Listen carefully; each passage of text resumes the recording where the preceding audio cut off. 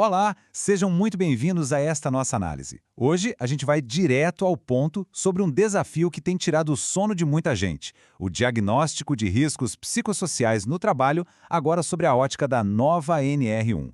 Olha, o que antes era visto apenas como um problema de RH, sabe? Agora é uma exigência legal rigorosa de conformidade no gerenciamento de risco das empresas. Então, vamos entender juntos como tirar isso do papel na prática. Para começar, eu faço uma pergunta bem provocativa. O que realmente causa aqueles índices altíssimos de absenteísmo e rotatividade nas empresas? Durante muito tempo, a saída mais fácil era simplesmente culpar a tal da resiliência do indivíduo, né? Ah, a pessoa não aguenta a pressão. Mas a legislação atual e a ergonomia estão aí para mostrar que a gente precisa de uma mudança radical nessa forma de pensar. E isso ilustra de forma brilhante o cerne de toda essa questão. O famoso iceberg da saúde ocupacional. Aquelas faltas, as queixas de estresse, os atritos na equipe, tudo isso é só a ponta visível, aquela parte que fica fora da água. As verdadeiras causas raízes desse problema estão submersas, escondidas lá no fundo, na forma como o trabalho é organizado. E é exatamente lá que o nosso diagnóstico precisa chegar.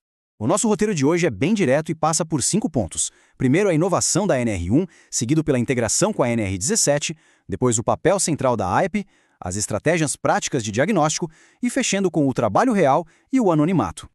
Vamos lá, parte 1. A inovação da NR1. A grande virada de chave, o verdadeiro pulo do gato da NR1, foi expandir o escopo do Programa de Gerenciamento de Riscos, o nosso conhecido PGR. Agora, presta atenção nisso. É mandatório gerenciar os riscos psicossociais. Ou seja, coisas como sobrecarga de trabalho absurda ou falta de apoio da liderança precisam ser tratadas com o mesmíssimo rigor técnico que a gente já aplica para os riscos físicos ou químicos. Não dá mais para ignorar. Seguindo para a parte 2, a integração entre a NR1 e a NR17. Olha só como a coisa se conecta. A NR1 exige que a gente gerencie todos os perigos através do PGR, certo? Mas a lente que a gente usa para conseguir enxergar esse risco cognitivo e psicossocial vem lá da NR17, que é a norma de ergonomia. A regra de ouro aqui é clara e super poderosa. O trabalho tem que se adaptar ao ser humano e não o contrário. Então nosso foco muda completamente. A gente passa a investigar os processos da empresa. O objetivo nunca jamais é tentar consertar o trabalhador com um laudo médico, mas sim arrumar o ambiente onde ele está inserido. Entrando agora na parte 3, o papel central da AEP. Então, o ponto crucial aqui é esclarecer de vez uma confusão gigantesca que rola no mercado. A nossa ferramenta de base é a AEP, a Avaliação Ergonômica Preliminar. Ela é um mapeamento amplo, sabe? Como se fosse um check-up geral, e é obrigatória. Do outro lado, a gente tem a AET, a Análise Ergonômica do Trabalho. Essa sim é um mergulho mais profundo. A AET não é o seu ponto de partida. Ela só entra em cena quando a avaliação preliminar acende uma luz vermelha, mostrando um problema crônico que vai exigir o olhar de lupa de um especialista. E aqui vai um detalhe fundamental para a gente não esquecer. A obrigatoriedade da AEP é universal. Isso significa que mesmo que uma microempresa seja isentada de emitir todo aquele PGR completo porque o grau de risco dela é baixinho, ela ainda assim continua estritamente obrigada a realizar e documentar a AEP para os fatores psicossociais. Sem exceção.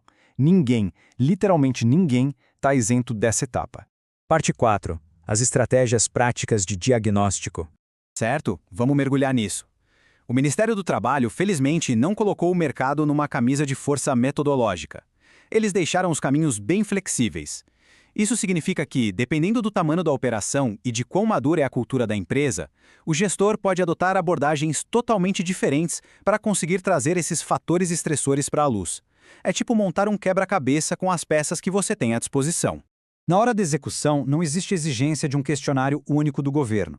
Se a operação é pequena, por exemplo, o ideal muitas vezes é sentar com a equipe, fazer umas oficinas participativas e observar o trabalho ali no dia a dia. Agora, se a gente está falando de uma corporação gigante, aí sim faz mais sentido usar pesquisas padronizadas para conseguir tabular esses dados em larga escala. E olha, dá até para misturar os métodos. O grande segredo é escolher a ferramenta que vai realmente refletir a realidade do chão de fábrica ou do escritório.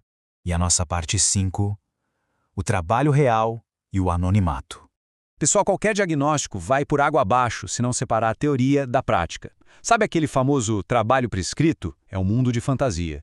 Os fluxogramas perfeitos, os manuais inatingíveis, Do outro lado, a gente tem o trabalho real, que é exatamente o que acontece numa terça-feira à tarde. O sistema travando, a máquina que pifa, a galera se virando nos 30 sob pressão.